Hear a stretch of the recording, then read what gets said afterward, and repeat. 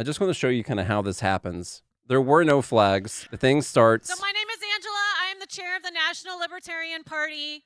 This is a pivotal moment in history because it shows libertarians, independents, socialists, populist working class people, people of all backgrounds coming together to say enough is enough and to push back against the might of the American military industrial complex.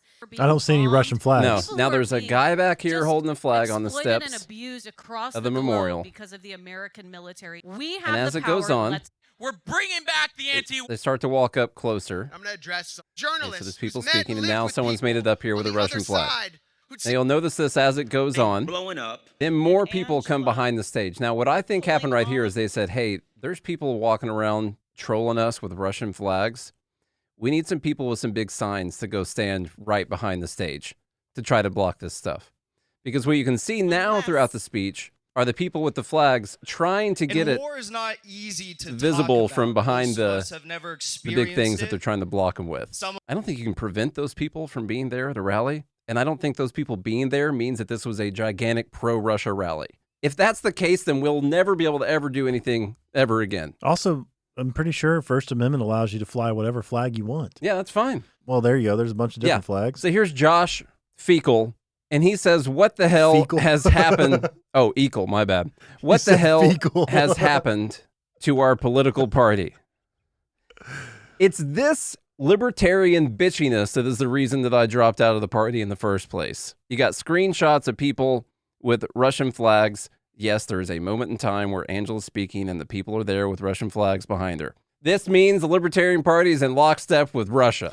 And if this is the case, then they will never, ever be able to do anything again. Because you know what? If they take over, if the lefty libertarians take back over, I'm going to follow them around with a flag everywhere they go, and they'll have to refuse to speak everywhere they ever go, and they'll never talk again because they wouldn't want to risk being seen with a flag of something that could make them look bad.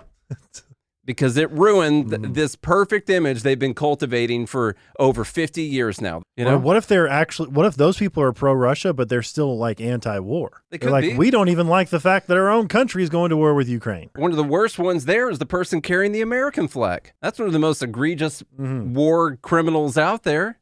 So you can't be associated with someone carrying that flag. Yeah. Right? Exactly. They're the kind of people that would say we can't use the don't tread on me stuff anymore because a couple of the people carried those on like J6 or something like that. And so we can't use those anymore. Can't even listen to Jason Aldean anymore. You can't. That guy used to make merch with the rebel flag on it. And this is why this part of the party got taken over so easily, because people are sick of this bending to, I don't want to say woke mentality, but there's this idea like, oh, nothing that makes us look bad.